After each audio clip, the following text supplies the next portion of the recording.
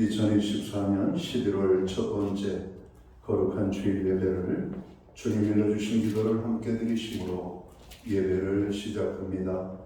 너희는 이렇게 기도하라. 하늘에 계신 우리 아버지여, 이름이 거룩히 여김을 받으시오며 나라의 마옵시며 뜻이 하늘에서 이룬 것 같이 땅에서도 이루어지리이다.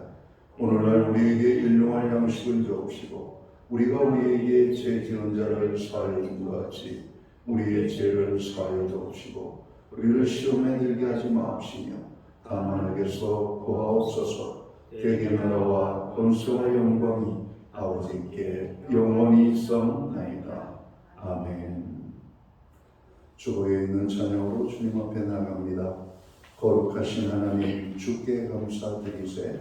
오늘 찬양의 고백으로 나아가겠습니다.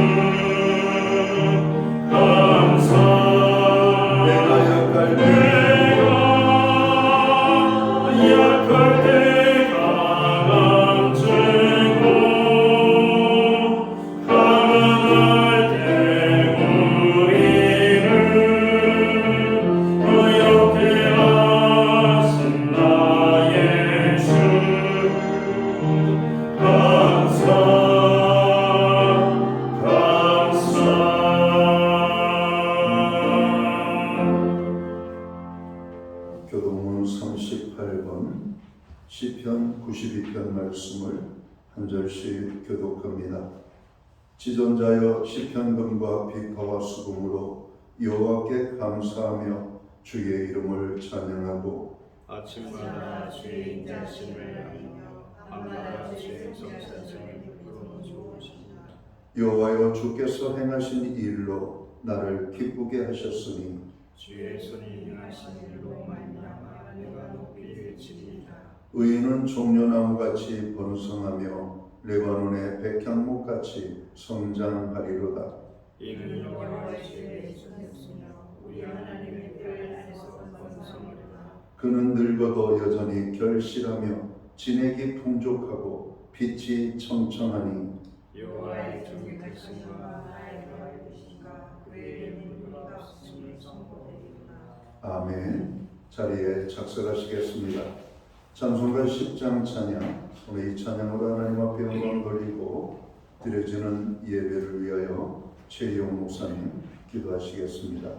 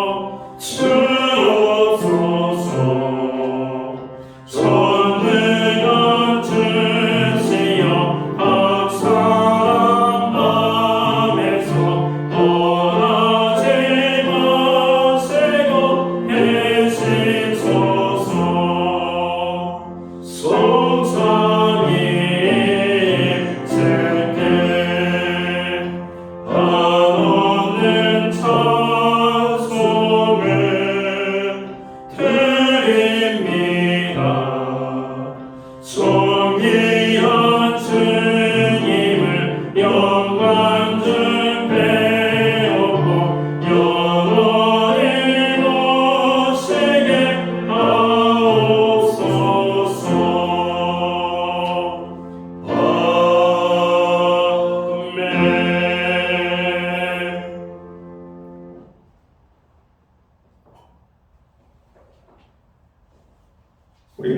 우리 모두 다 함께 기도하겠습니다. 은혜와 자비가 풍성하신 하나님 아버지, 저희를 예배의 자리로 불러주심을 진심으로 감사드립니다. 주님의 은혜로 한 주간을 살아낼 수 있었음을 고백하며 이 시간 주님 앞에 나아가오니 저희가 진리로 드리는 예배를 기뻐 받아 주시옵소서. 세상 속에서 받은 아픔과 짐을 내려놓고 주님의 평안 속에 머물기를 원합니다. 저의 마음을 새롭게 하시고 저의 영혼을 회복시켜 주시옵소서. 주님의 명령을 따라 복음을 전하는 사명을 감당하도록 이곳에 우리 교회를 세워주신 은혜에 감사드립니다. 말씀으로 성령 충만한 성도가 되게 하시고 예비하며 구제하고 전도하는 믿음의 공동체에서 항상 깨어 기도하며 섬기는 구원의 방주가 되게 하여 주시옵소서. 주님, 여러 모양으로 고통받는 성도들이 있습니다. 마음에 고통받는 이들에게 찾아와 주시고 위로와 힘을 주시고 병들어 몸이 피곤한 이들에게 권능의 승으로 감동케 하여 주시옵소서. 기도와 간구에 귀 기울여 주시고 응답하여 주시옵기를 간절히 원합니다. 주님, 우리 수험생들을 축복하여 주시옵기 원합니다. 마무리를 잘하게 하여 주시옵기 원합니다. 11월 14일 날 수험생들에게 건강과 지혜를 더하여 주시옵기 원합니다. 하나님, 우리 젊은 영혼들에게 희망을 잃지 않게 하여 주시옵기 원합니다. 각종 시험을 준비합니다. 좋은 결과가 있게 하여 주시옵기 원합니다. 배우자를 위하여 기도합니다. 믿음의 배우자를 만나게 하여 주시고 믿음의 가정을 이끌어갈 수 있도록 우리 자녀를 축복하여 주시옵기 원합니다. 하나님, 직장을 위하여 기도합니다. 주일 성수할 수 있는 직장을 우리 자녀들에게 허락하여 주시옵소서. 하나님, 이 나라 대한민국을 위하여 간절히 기도드립니다. 남북 간의 긴장 속에 놓여 있습니다. 주님께서 평화를 주시옵소서. 이 나라 지도들에게 솔로몬의 지혜를 허락하셔서 주님의 뜻을 따라 국민을 섬기며 나라를 올바르게 이끌어갈 수 있도록 축복하여 주시옵소서. 분열과 갈등이 아닌 주님의 사랑과 화해가 넘치게 하셔서 하나 되는 대한민국이 되게 하여 주시옵소서. 이 시간 단위에 서신 담임 목사님을 권능으로 붙잡아 주시고 항상 목회 위에 성령님께서 보호하시고 동행하여 주시옵소서. 선포된 말씀을 통하여 진정한 예배가 살아 숨쉬는 우리 신약교회가 되게 하시며 이웃을 사랑하는 우리 신약교회가 될 수 있도록 은혜 내려 주시옵소서. 감사드리며 예수 그리스도의 이름으로 기도드립니다. 아멘.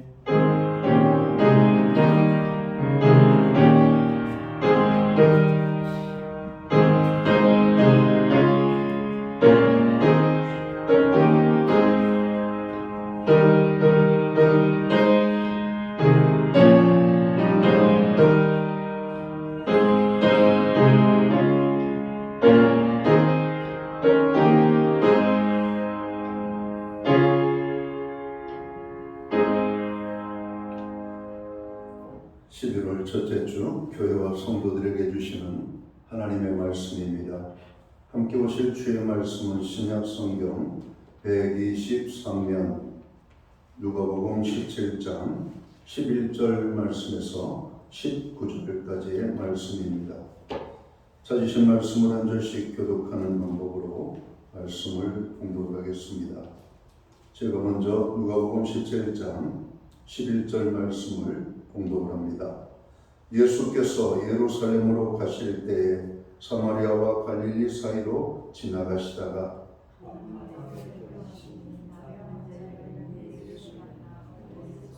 소리를 높여 이르되 예수 선생님이여 우리를 불쌍히 여기소서 하거늘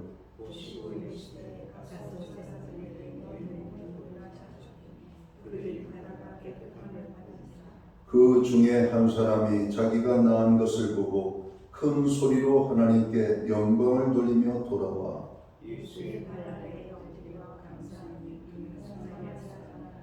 예수께서 대답하여 이르시되 10사람이 다 깨끗함을 받지 아니하였느냐? 그 9은 어디 있느냐?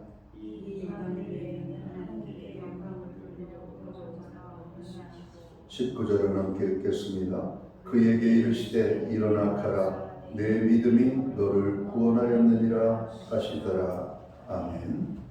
찬송가 213장 찬양, 오늘 이 찬양 1절과 4절 찬양으로 하나님 앞에 영광 돌리고 드려진 헌금을 위하여 봉헌 기도 드리겠습니다.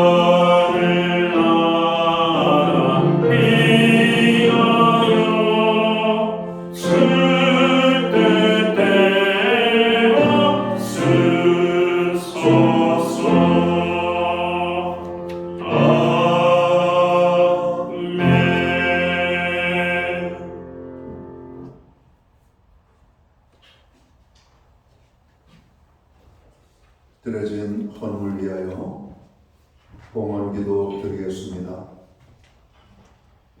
영광과 존귀와 찬양과 우리의 예배를 받으시기에 합당하신 존귀하신 하나님, 오늘 우리에게 11월의 첫 번째 거룩한 성회를 허락하시고 또 이 날을 기억하게 하시며 원근 각지에 흩어져 살던 믿음의 백성들을 부르사 존귀하신 주님의 성전에 모여 예배할 수 있는 은혜를 주심을 감사합니다. 2024년을 허락하신 것이 어제 같은데 어느덧 10달의 시간이 흘렀습니다. 남은 2달도 주님의 은혜로 살기를 원합니다. 지난 10달을 지켜주신 하나님을 찬양합니다. 주의 은혜가 아니면 우리가 설 수 없음을 고백합니다. 하나님은 또 예배의 자리에 나가는 신령들마다 풍성한 은혜를 허락하여 주시옵소서.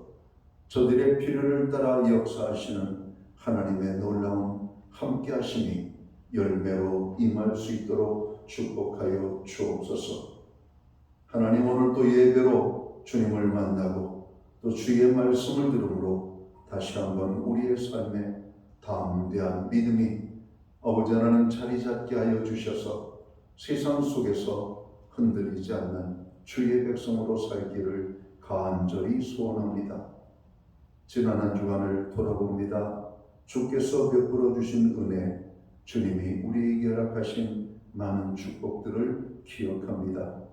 주님이 우리에게 베풀어 주신 은혜들을 기억하여 정성된 헌물로 봉헌의 예물을 올려드립니다. 11조의 예물로, 각종 제목의 감사의 예물로, 목적성 헌물들과 주일헌금으로 주님 앞에 나아갑니다. 드려진 모든 손길들을 받으시옵고 저들을 축복하시되 하늘 복내어 주시고 땅의 복으로 넘치게 하시며 영육 간의 강건함으로 간구하여 부르짖는 기도의 응답으로 손대는 모든 일의 열매를 발로 밟은 지경을 넓혀 주시되 그 땅이 평화롭고 아름다운 땅들이 되게 하여 주옵소서. 가정에는 화목을, 우리의 일터와 기업과 산업의 현장에는 풍성의 축복을, 자녀들의 삶 속에는 하나님 함께하심과 동행하심으로 인한 간증이 넘쳐나게 하여 주옵소서. 하나님, 우리로 하여금 기도하게 하심을 감사합니다. 나만을 위한 기도가 아니라 세상 열방을 위하여, 나라와 민족을 위하여, 교회와 성도들을 위하여, 또 고난 중에 있는 지체들을 위하여, 또 자신을 위하여 간구하는 우리들의 모든 부르짖는 기도가 있습니다. 주님, 그 기도에 하늘의 문을 활짝 열어 주시옵소서. 응답의 축복으로 역사하여 주시옵소서. 우리들의 간구에 하나님 응답하여 주셔서 반드시 그 기도가 이루어지게 하여 주옵소서. 하나님, 특별히 가정을 위하여 기도하는 저희들의 기도를 주님 들으시고 가정들마다 하나님의 놀라운 손길이 임하여 주시기를 간절히 소원합니다. 무엇보다도 여호와를 경외하는 가정, 믿음 위에 세워지는 가정, 구원의 기쁨이 넘치는 가정, 하나님의 역사가 나타나는 복된 가정 이루어 갈 수 있도록 우리의 가정들을 축복하여 주시옵소서. 우리에게 드릴 수 있는 환경과 믿음으로 드리게 하심을 감사합니다.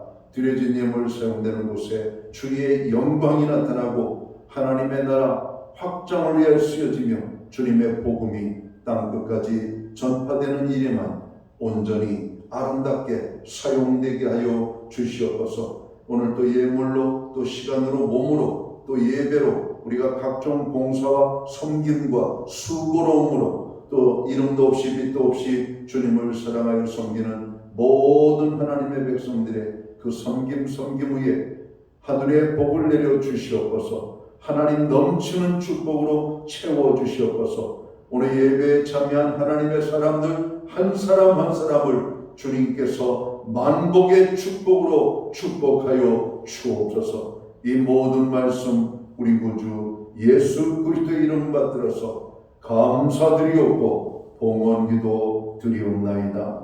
아멘.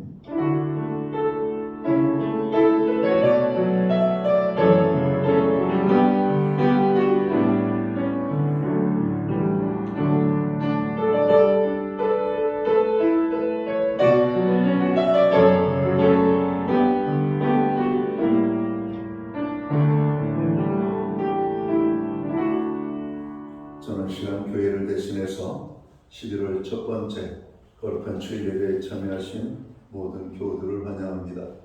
그리고 가정에서 영상으로 예배를 드리는 믿음의 모든 권속들에게 주님의 사랑과 평안으로 문안의 인사를 드립니다. 교회를 위하여 늘 기도하시는 모든 분들을 위하여 하나님의 복이 함께하기를 원합니다. 우리 옆에 계신 분들, 앞에 계신 분들 서로 반갑게 또 환영하고 또 축복하는 사랑의 인사 나누도록 하겠습니다. 반갑습니다. 축복합니다. 주의 은혜가 함께하는 복된 예배의 자리가 되기를 간절히 바랍니다. 오늘 예배에 참여하시는 분 한 분을 다시 한번 환영하고 축복합니다. 예배의 회복이 삶의 회복입니다. 힘들고 어려울 때일수록 더욱더 예배에 힘쓰는 저희들이 되어야 되겠습니다.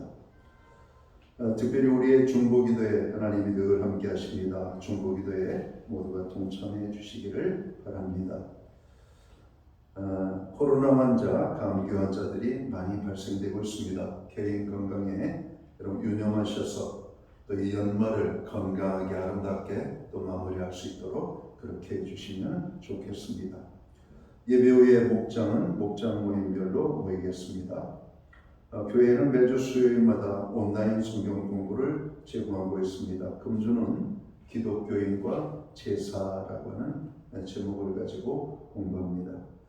11월 셋째 주는 우리 교회가 추수감사절로 지키는 주간입니다. 한 해 동안 베풀어 주신 하나님의 은혜를 기억하면서 오늘 추수감사절 예배를 여러분 준비하시기 바랍니다. 이제 벌써 연말이라고 하는 말들이 어색하지 않게 사용하는 시점이 아닌가 생각합니다. 10월 달만 해도 연말 분위기가 안 나는데 11월 들었으면 이 연말 분위기가 이상하게 들거든요. 그래서 각 부의 부장님들께서는 또 각 부의 예산 계획을 11월 말까지 수립을 하셔서 교회 사무실에 제출해 주시기를 바랍니다. 신방과 상담이 필요한 가정 교우들께서는 교회 사무실에 말씀하시면 되겠습니다. 우리가 잘 아는 것처럼 11월 14일 목요일은 수능시험일이죠. 수능시험을 준비하는 우리 학생들 얼마나 마음이 초조한지 수험생 자녀를 경험해본 모든 가정은 알 겁니다. 참으로 숨소리조차 여러분 크게 들리는 아주 긴장감이 넘치는 바로 이 시점이 아닐까 생각해요. 이제 한 열흘 정도 남았는데요. 수험생들 특별히 마음의 평안과 또 하나님께서 담대하게 마무리를 잘 할 수 있도록 여러분 위해서 기도해 주시기를 바랍니다. 우리 교회에서는 6명의 수험생들이 있습니다. 김민서, 소세아, 신윤예, 이동혁, 장한일, 정이든 권사님, 우리 집사님 자녀들 위해서 기도해 주시면 되겠습니다. 조용석 장로님 가정에서 11월 강단 꽃꽂이 헌물을 해주셨습니다. 기타 다른 교회 소식은 주보를 참고해 주시고 기도할 때마다 교회를 위하여 기도해 주시기를 부탁을 드립니다. 오늘 우리는 신약성경 누가복음 17장 11절 말씀에서 19절까지의 말씀을 봉독을 했습니다. 이 말씀을 중심으로 감사하는 성도가 됩시다라는 제목을 가지고 함께 은혜의 말씀을 나눠보고자 합니다. 그리스도인이란 어떤 사람입니까? 하고 묻는다면 한마디로 감사하는 사람이라고 해도 과언은 아닐 것입니다. 왜냐하면 주님의 구속의 은혜에 감사하고 하나님의 만가지 은혜에 감사하며 사는 것이 그리스도인의 삶이기 때문에 그렇습니다. 그래서 감사를 모르는 신자가 있다면 그는 아직도 진정한 그리스도인이라고 할 수 없을 것입니다. 참 그리스도인은 뜨거운 감사가 있기 마련입니다. 매사가 긍정적이고 그리고 적극적입니다. 그리스도인에게서 감사가 없다고 하는 것은 믿음이 연약함을 말하는 것이고 믿음이 연약하다라고 하는 말은 그의 영이 오늘 시들어 있음을 말하는 의미가 될 것입니다. 우리의 영이 충만하면 하나님의 성령의 감동의 역사심이 강하면 우리가 이 감사의 삶은 아주 건강하게 자연스럽게 나타날 수 있기 때문에 그렇습니다. 금년도 이제 2달 남았습니다. 지난 10개월을 뒤돌아보면 실로 감사한 일들 뿐이었음을 우리는 알게 될 것입니다.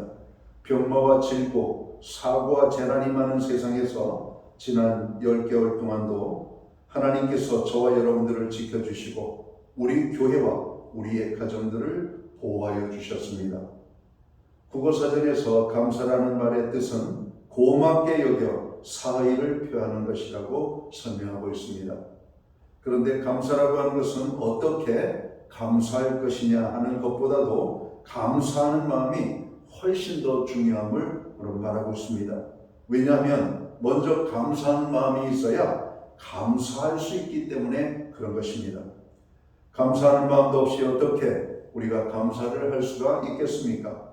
우리로 하여금 감사하도록 하는 여러 가지 요인이 있지만 가장 중요한 것은 하나님의 은혜를 기억하는 것입니다. 하나님의 은혜와 사람의 고마운 일들 그리고 그 받은 은혜를 잊지 않는다면 모든 사람들은 감사하는 삶을 살게 될 것입니다. 며칠 전에도 친구의 카톡 문자를 하나를 받았습니다. 한 해 동안 고마웠다고 늘 기도해 주셔서 감사하다고. 저로 그런 친구가 있는 것이 얼마나 고마운 것이 여러분 그 고마움을 또 저도 카톡 문자로 남겼습니다.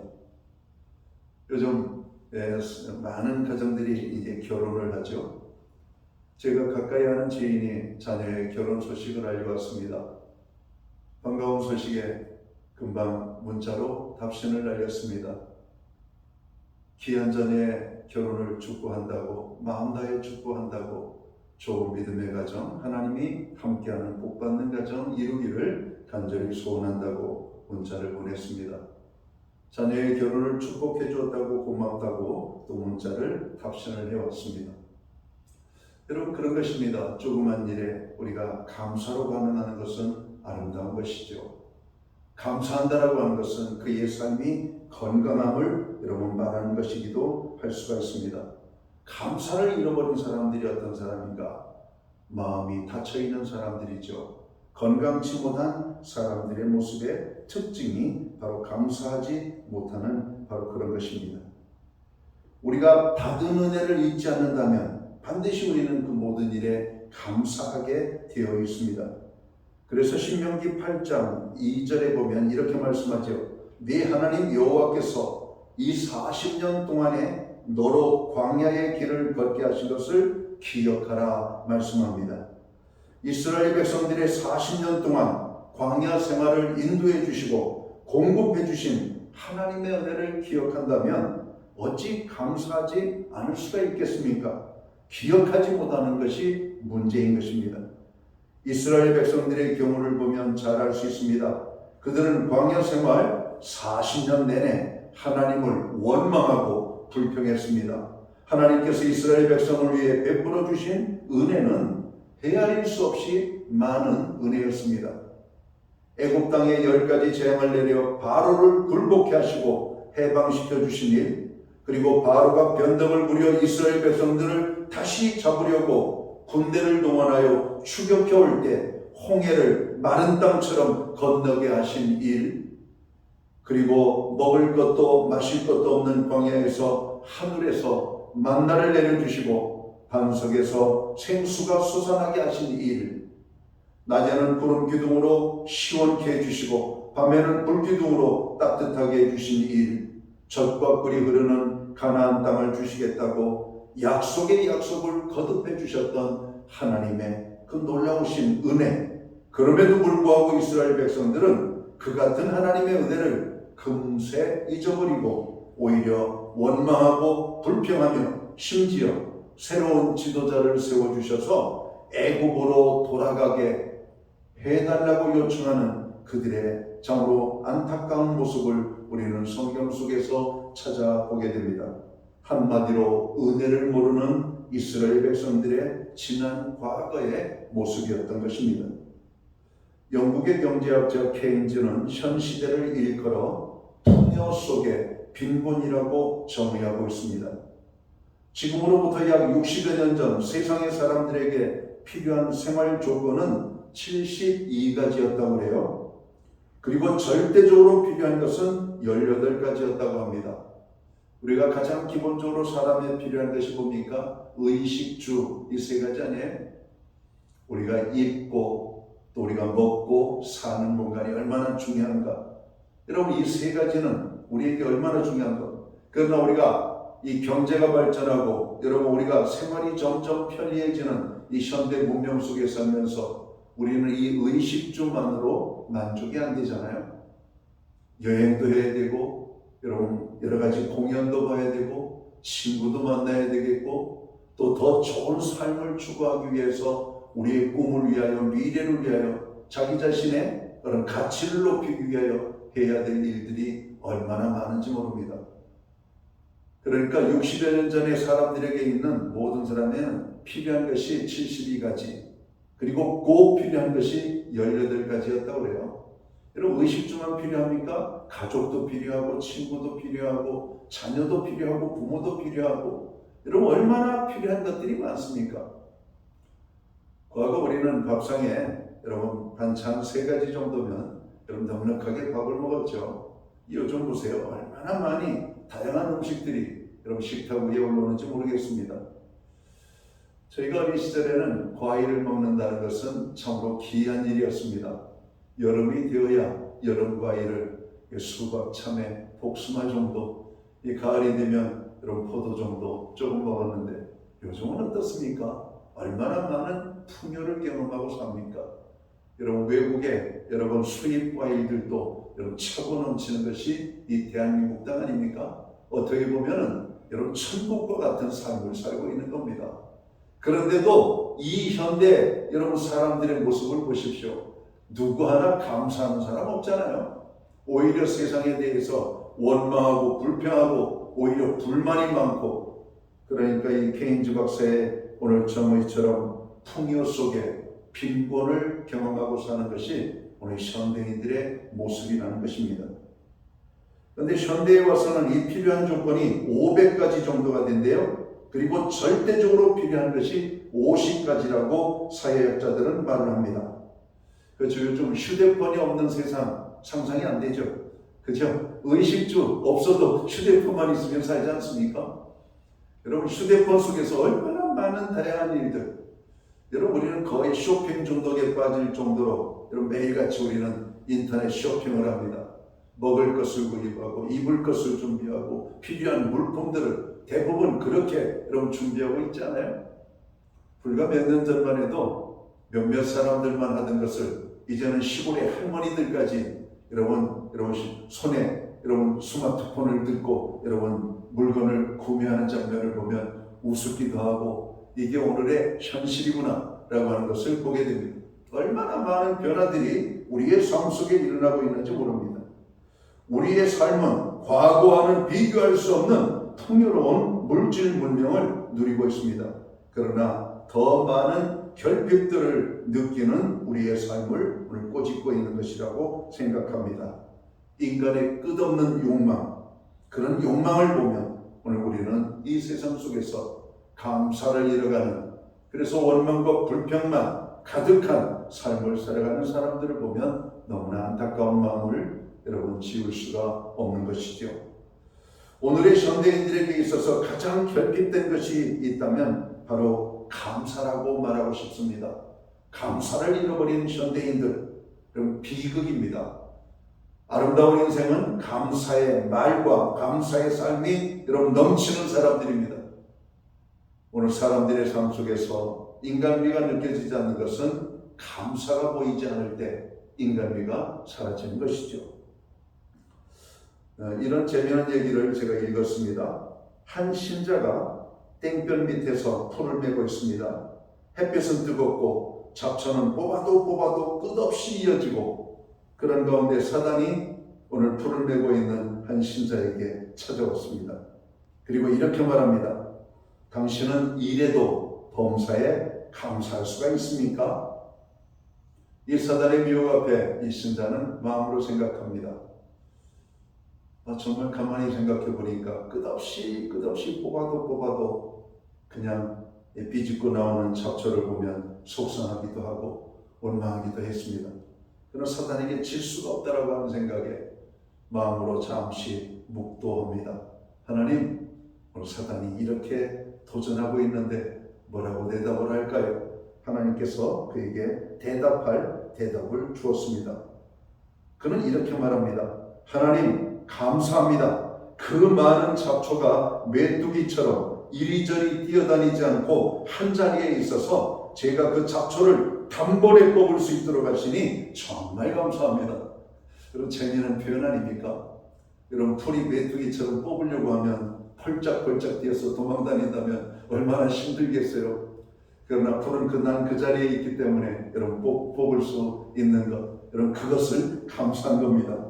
그러다 사단은 두 손 두 발 들고 그 신자를 떠나갔다는 겁니다. 여러분의 삶 속에 여러분 오늘 감사해야 될 것들은 무엇이겠습니까? 오늘 그러한 것들에 대해서 우리가 감사하지 못한 이유는 무엇일까요? 생각을 하지 않기 때문에 그래요. 쉽게 그것을 현상만을 받아들이고 주어진 상황만을 보기 때문에 그것이 감사한 것임에도 불구하고 우리는 감사하지 못하고 오히려 원망과 불평을 쏟아놓고 있는 것은 아닌지 여러분 돌아볼 필요가 있습니다.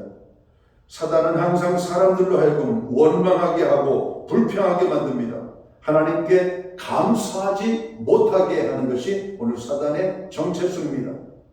하지만 감사치 못하는 것은 사단의 미혹을 받고 있다는 것을 우리는 빨리 깨달아야 됩니다. 우리가 병원에 가보면 내가 건강한 것이 기적임을 알게 될 겁니다.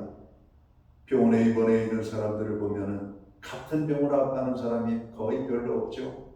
다양한 병으로 아파하는 사람들이 수많은 지역에서 병원에 찾아와서 진료를 받기 위하여 기다리고 있는 분들을 보면 내가 건강하다는 것이 얼마나 감사한 것인지 여러분 깨닫게 되는 겁니다.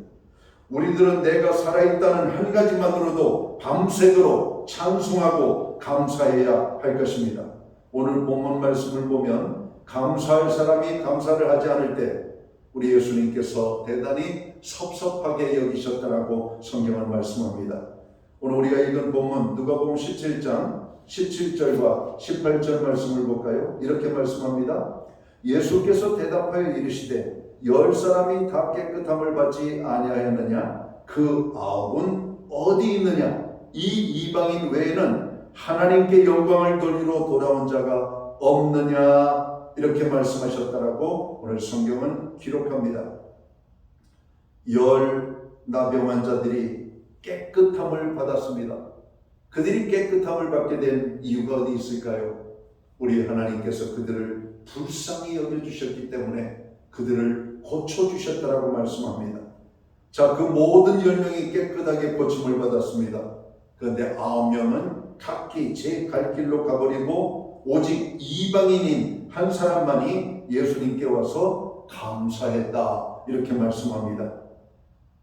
여러분, 감사하는 것은 누구나 할 수 있지만 아무나 할 수 있는 것이 아님을 성경은 말하고 있는 겁니다. 하나님의 은혜를 깊이 깨닫고 그 은혜를 귀한 것으로 깨닫는 사람은 은혜에 대한 감사를 고백합니다. 그러나 하나님께서 우리에게 베풀어 주신 은혜가 참으로 그에게 소중한 것이 여러분 되지 아니하고 그냥 값없이 거저주는 것으로 생각되어지는 사람들은 그 하나님의 은혜에 대해서 결코 감사할 수 없다라고 하는 겁니다. 자녀를 키워보면 힘들 때도 많지만 자녀를 키우면서 여러분 누리는 기쁨이 얼마나 큰지 모릅니다. 여러분 우리는 자녀를 위해서 기도할 때 감사의 기도가 많이 나옵니다. 그런데 우리는 자녀를 위해서 끝없이 하나님 앞에 요구하죠. 이것도 주세요, 저것도 주세요, 이렇게 해주세요, 저렇게 해주세요. 우리는 이 자녀로 인하여 감사의 기도를 개발할 필요가 있습니다. 여러분 이 자녀를 위하여 감사하는 기도를 여러분 점점 늘려가 보시기 바랍니다. 아이로 인한 감사, 가정을 인한 감사, 남편으로 인한 감사, 아내로 인한 감사. 오늘 학생들이 가장 힘들어하고 가장 재미있는 것은 아이러니하게 학교 생활입니다. 그런데 어떤 아이들은 학교 생활이 징글징글하죠. 어떤 아이들은 학교 생활이 너무나 행복합니다. 똑같은 학교 생활인데 왜 사람에 따라서 그것이 다르게 느껴질 것인가? 학교 생활에 대한 고마움, 감사함을 개발할 필요가 있어요. 선생님으로 인한 감사, 또 한 반에 여러분 몇 명 되지도 않는 그 아이들로 인한 감사들을 우리가 개발하기 시작한다면 학교 생활은 즐겁게 될 겁니다. 그런데 선생님도 싫고 친구들도 싫고 여러분 내 짝꿍도 싫고 그냥 학교 가는 자체가 싫어지는 이런 이유와 변명만 찾아낸다면 학교 생활은 말 그대로 지옥과 같은 생활이 될 것입니다. 아침에 눈 뜨는 것이 싫고 학교 가는 그 길이 너무나 힘들고 여러분 우리가 왜 똑같은 환경 속에서 이런 어떤 반응들이 나와야 되는가? 감사하는 사람과 그렇지 못한 자의 삶의 차이가 가져다주는 결과라고 하는 사실을 깨달아야 됩니다. 우리는 오늘 주어진 똑같은 환경 속에서 살아가고 있습니다. 오늘 이 주어진 삶 속에서 우리가 보다 행복하고 우리가 보다 여러분 즐거운 삶을 살기 위해서는 어떻게 해야 되는가? 감사하는 자들이 되어야 된다라고 하는 말씀입니다. 하나님은 어떤 사람을 좋아합니까? 감사하는 사람을 좋아한다라고 말합니다. 특별히 하나님께로부터 오는 축복은 다 누리면서 감사를 잃어버린 사람들에 대해서 하나님은 마음이 섭하다라고 말씀하는 겁니다. 그럼 우리의 부모들이 그러지 않을까요? 부모들은 속에 있는 이런 마음을 쉽게 잘 드러내지 않습니다. 자녀에게 불만이 있어도 드러내질 않죠. 자녀가 그저 부모님 고맙습니다 하면은 그래 고맙다 뭐 이런 거죠. 여러분 그 마음에 아무리 자녀가 부족하게 연약하게 해도 자녀에 대한 부모의 나쁜 마음은 잘 드러내질 않아요. 그러나 자녀들이 부모의 은혜를 깨닫고 부모가 베풀어 주신 것 그 이상으로 부모를 사랑하고 감사한다면 그 자녀로 인한 기쁨은 이루 말할 수 없이 크고 여러분 귀한 것이 된다라고 하는 겁니다. 부모는 아무리 힘들어도 자녀들이 엄마 사랑해요, 어머님 사랑합니다, 어머님 참으로 키워주시느라고 너무 고생하셨습니다, 자녀를 키워보니 어머님께서 저에게 어떻게 사랑을 베풀어 주셨는지를 알 것 같습니다 라고 하면은 부모는 그 하나로 참으로 모든 어려움들이 눈 녹듯이 사라지고 참으로 즐거운 마음으로 가득 차게 될 겁니다. 부모들은 반드시 그렇게 된다고 하죠. 내가 너희들한테 미안하다, 해준 것 하나도 없다, 정말 해주고 싶은 것들이 많았는데 그때 환경이 어려웠어, 그때 힘들어서 젖도 넉넉하게 못 먹였고 간식 하나 제대로 못 줬고 학용품도 너희들이 원하는 때에 맞게 사준 적이 한 번도 없었는데 그거에 대해서 고맙다고. 여러분 그런 거 아닙니까? 부모는 아무리 해주어도 부족한 것 뿐이죠. 여러분 자녀들은 부모의 그 마음을 헤아릴 줄 알아야 돼요. 부모님께로부터 받은 그 사랑에 대해서 고마울 때 우리 부모님이 얼마나 기뻐하시는지. 우리 하나님이 그러셔요. 우리가 예수 믿고 구원함을 얻은 하나님의 거룩한 백성들이 받은 은혜를 인하여서 하나님 앞에 감사할 때 하나님이 얼마나 기뻐하시는가. 오늘 본문 나병으로 인하여 참으로 사회적으로 격리되고 가족들과 떨어져 살며 영원한 저주 속에 살아야 될 그들을 하나님께서 불쌍히 여기사 그들을 치료해 주셨습니다. 그런데 그들은 치료를 받고도 하나님의 은혜로 고침을 받은 것을 알면서도 하나님께 감사치 아니하였더라고 오늘 성경은 말씀하고 있고, 우리 주님은 그것을 오늘 섭섭함으로 말씀하고 있는 겁니다. 너희 모두가 다 깨끗함을 고침을 받지 아니하였느냐, 나머지 9은 어디 있느냐라고 오늘 주님이 묻고 있다라고 하는 사실입니다. 우리가 한 해 한 해를 기쁨과 행복함으로 마무리하기를 원한다면 감사의 고백이 많아야 될 줄 믿습니다. 오늘 성경은 우리가 왜 감사를 해야 되는가, 감사를 해야 할 사람이 끝내 감사하지 아니하면 하나님께서도 그를 외면하신다라고 성경은 말씀합니다. 로마서 1장 22절을 봅니다. 하나님을 알되 하나님으로 영화롭게도 아니하며 감사치도 아니하고 오히려 그 생각이 허망하여지며 미련한 마음이 어두워졌나니 라고 말씀합니다. 로마서 또 1장 24절에 보면 그러므로 하나님께서 저희를 마음의 정욕대로 더러움에 내어버려 두사 저희 몸을 서로 욕되게 하셨느니라 말씀합니다. 감사치 아니하면 이렇게 하나님의 관심에서 벗어나는 저주 속에 우리가 거할 수가 있다는 사실입니다. 감사하지 않는 것은 감사하지 않는 것으로 끝나는 것이 아니라 하나님의 저주 가운데 서게 된다라고 하는 겁니다.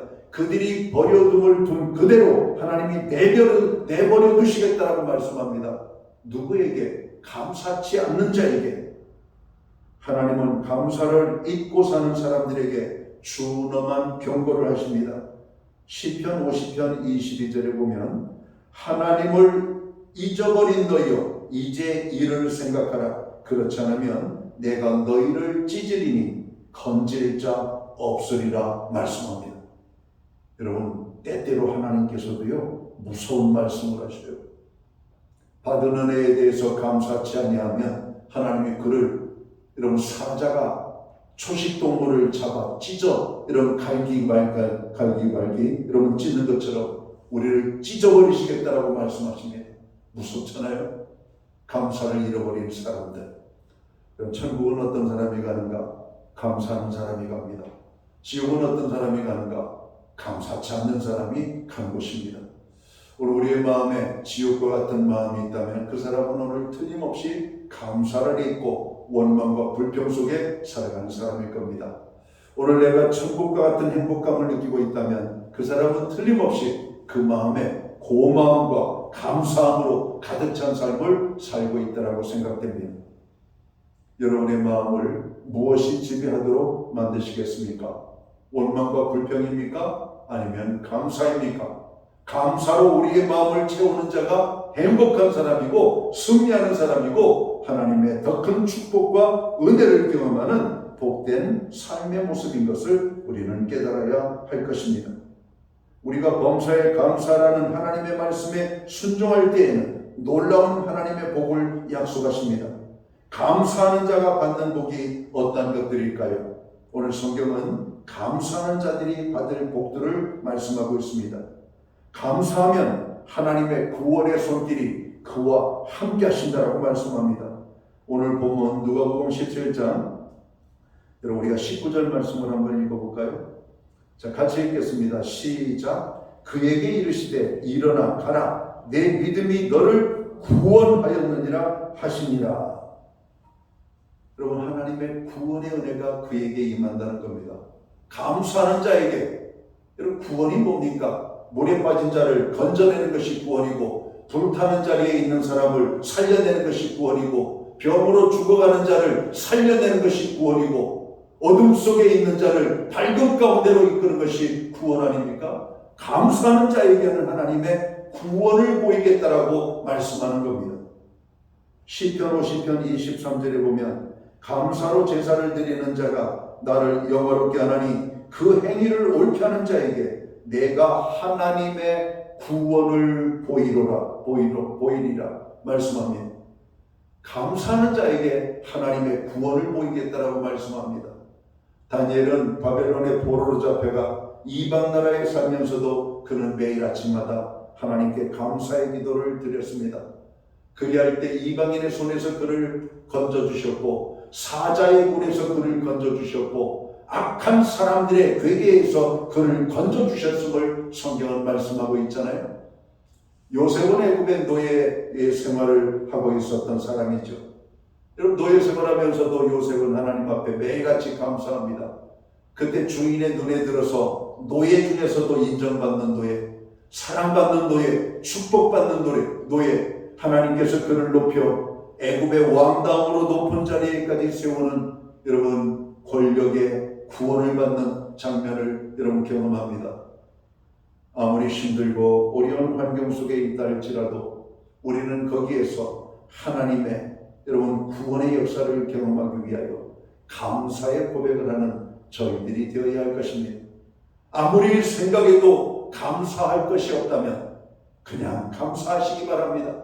하나님 그냥 감사합니다. 하나님 그냥 감사합니다. 무조건 하나님 감사합니다. 뭔지는 모르겠지만 저도 종종 새벽제단에서 하나님께 감사의 기도를 드릴 때가 많습니다. 그냥 입술에 어떤 특정한 것에 대한 감사함이 아니라 하나님 감사합니다. 하나님 감사합니다. 하나님 감사합니다. 어느덧 두 눈에 눈물이 나와요. 상황이 변하죠. 여러분 마음에 하나님의 마음이 임하고 손길이 임하고 감사의 고백을 고백할 때 하나님께서 어루만져 주시는 놀라운 역사들이 나타납니다. 때로는 원망하고 울며 우리가 탄식하며 통곡하며 기도할 때도 있지만 하나님 감사합니다. 무엇이 감사할까요? 이 어려움 속에서도 기도할 수 있다는 것이 감사한 거 아닙니까? 여러분 이 고난 속에서도 하나님 앞에 내 입술에 아직도 감사의 고백이 남아있다는 것이 감사한 것이 아닙니까? 감사합니다. 맞아도 감사, 굶어도 감사, 고난을 당해도 감사. 여러분 감사하는 사람을 세상이 이길 수가 없어요. 감사하는 자를 하나님이 얼마나 기뻐하실까요? 그래서 요셉이 하나님 앞에 큰 인정을 받는 겁니다. 그 고난과 고난 속에서도 요셉은 찬양과 감사를 잊지 않았던 겁니다. 다윗은 사울왕에게 그렇게 쫓김을 받으면서도 하나님께 감사를 잊지 않았던 것이 하나님이 그를 건져주셨음을 우리는 성경을 통해서 발견합니다. 오늘 감사하는 자에게는 또 어떤 것을 하나님 말씀하십니까? 부족함이 없는 복을 주시겠다라고 말씀하여 여러분 구약성경 역대하 31장 10절에 보면 이렇게 말합니다. 사독의 족속 대제사장 아사랴가 대답하여 가로되 백성이 예물을 하나님의 전에 드리기 시작함으로 우리가 족하게 먹었으나 남은 것이 많으니 이는 여호와께서 그 백성에게 복을 주셨습니다. 그 남은 것이 이렇게 많이 쌓였나이다 고백합니다. 여러분, 하나님 앞에 감사하며 드렸더니 더 풍족한 은혜를 주셨음을 말씀하고 있는 겁니다. 감사는 감사를 낳습니다. 감사는 구원을 가져다 주고 감사는 풍족을 가져다 줍니다. 또 감사하는 자에게 하나님께서 무엇을 말씀하십니까? 평강을 주시겠다라고 말씀합니다. 불평과 원망의 사람이 감사의 사람으로 변화되어지는 것입니다. 오늘 신약성경 골로새서 3장 15절을 보면 그리스도의 평강이 너희 마음을 주장하게 하라. 평강을 위하여 너희가 한 몸으로 부르심을 받았나니 또한 너희는 감사하는 자가 되라. 저는 이것을 직접 경험을 합니다. 하나님 앞에 감사할 때 원망과 불평이 사라지고 내 마음에 감사의 마음이 들어오고 평안함이 찾아옴을 여러분 자주 경험합니다. 여러분, 감사할 때 하나님의 평안이 온다는 거예요. 인생을 살다 보면 어떻게 좋은 일만 있겠어요? 어떻게 좋은 날만 있겠어요? 어떻게 좋은 결과만 있겠어요? 그러나 그것이 좋은 것이든 나쁜 것이든 모든 범사에 감사할 때 하나님께서는 우리에게 평강으로 여러분 은혜를 베풀어 주신다라고 말씀합니다. 오늘 감사하는 자에게 하나님은 무엇을 말씀하시는가? 풍성함을 주시겠다라고 말씀합니다. 고린도후서 9장 10절에 보면 심는 자에게 씨와 먹을 양식을 주시는 이가 너희 심을 것을 주사 풍성하게 하시고 너의 의의 열매를 더하게 하시리라 말씀합니다. 하나님은 감사하는 사람에게 풍성의 축복을 약속하십니다. 여러분, 이래도 감사하지 않겠어요? 여러분, 우리가 왜 감사하는 삶을 살아야 되는지, 왜 우리가 감사하는 성도가 되어야 되는지, 감사하지 않으면 하나님께서 우리를 내치신다라고 말씀합니다. 감사하는 자에게는 하나님의 구원과 평강과 풍성과 만족을 우리에게 주시겠다라고 말씀하는 겁니다. 성도의 최고의 미덕은 감사하는 삶을 사는 것입니다. 그리고 여기 그리스도인의 가장 아름답고도 성숙한 감사가 있습니다. 그것은 하나님의 은혜에 대한 감사입니다. 또한 예수 그리스도의 구속의 은혜를 알고 우리가 그 구원의 은혜를 감사하는 것입니다.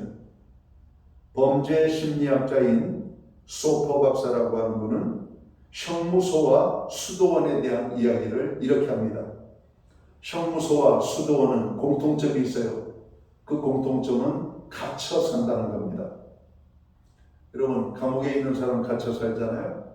여러분, 폐쇄 수도원은 한 번 들어가면 못 나오는 수도원입니다. 갇혀 있는 것이에요. 공통점은 갇혀 있는 것. 차이가 두 가지가 있습니다. 하나는 스스로 갇힌 사람들이고 또 하나는 타인에 의하여 갇혀졌다는 것이 차이죠. 그럼 감옥에 가 있는 사람은 스스로 간 사람 하나도 없잖아요. 법의 심판을 받고 자기는 가기 싫지만 가 있는 사람이에요. 그런데 폐쇄 수도원에는 사람들이 스스로 들어갔다는 거예요. 스스로. 왜? 오직 하나님만을 바라보며 하나님만을 추구하기 위해서. 자, 거기에 대해서 오늘 이 범죄 심리학자인 소퍼 박사가 이렇게 말해요. 형무소에 있는 사람들은 하루 종일 불평과 요구만을 말합니다. 수도원에 있는 수도사는 하루 종일 감사의 기도를 드립니다. 하나님을 믿는 기독교인도 만일 감사의 기도 대신 요구와 불만의 기도만을 드린다면 형무소의 죄수와 별다를 것이 없을 겁니다. 여러분은 갇혀 있지는 않지만 형무소의 생활을 하고 있습니까? 아니면 수도원의 생활을 하고 있습니까? 감사하는 자는 수도원의 삶을 사는 것입니다. 감사치 않은 자는 감옥에 갇혀 있는 죄수의 삶을 살고 있는 것입니다. 11월은 감사의 달입니다. 우리들이 하나님께 받은 축복을 생각해 보시기 바랍니다. 그리고 말할 수 없는 하나님의 은혜에 넘치는 감사로 나아가는 저와 우리 모든 성도들이 되시기를 주님의 이름으로 축원합니다. 기도합니다. 하나님 아버지, 어느덧 2024년 이 한 해가 저물어가고 있습니다. 지난 10달 동안을 지켜주신 하나님의 은혜를 생각하면서 11월 감사의 달을 맞이합니다. 모든 것이 주님의 은혜였고 하나님의 축복이었음을 고백합니다. 잃었던 감사를 회복하는 11월이 되게 하여 주옵소서. 원망과 불평으로만 점철되어졌던 우리의 삶이 이제는 감사의 삶으로 마무리되어지는 12월이 되기를 원합니다. 오늘도 감사하는 그의 삶 속에 하나님 찾아와 주시고 하나님의 약속의 놀라운 축복들이 열매로 맺혀지게 하여 주옵소서. 사랑하는 우리 성도들, 감사함으로 하나님께 나아가는 이 11월 달 되게 하여 주옵소서. 예수님께 하신 이름으로 기도하옵나이다. 아멘. 자리에서 다 함께 일어나셔서 찬송가 393장 찬양 1절과 3절 찬양 드리고 축도함으로 오늘 예배를 마칩니다.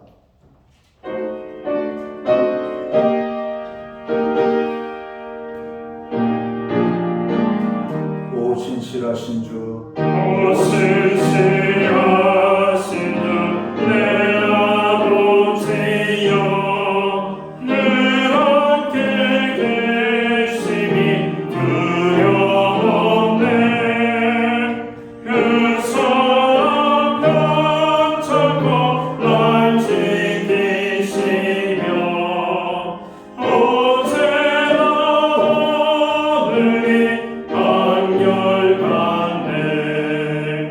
오 신실하신 주, 오 신실하신 주, 날마다 자비를 베푸시며 예용할 모든 것 내려주시니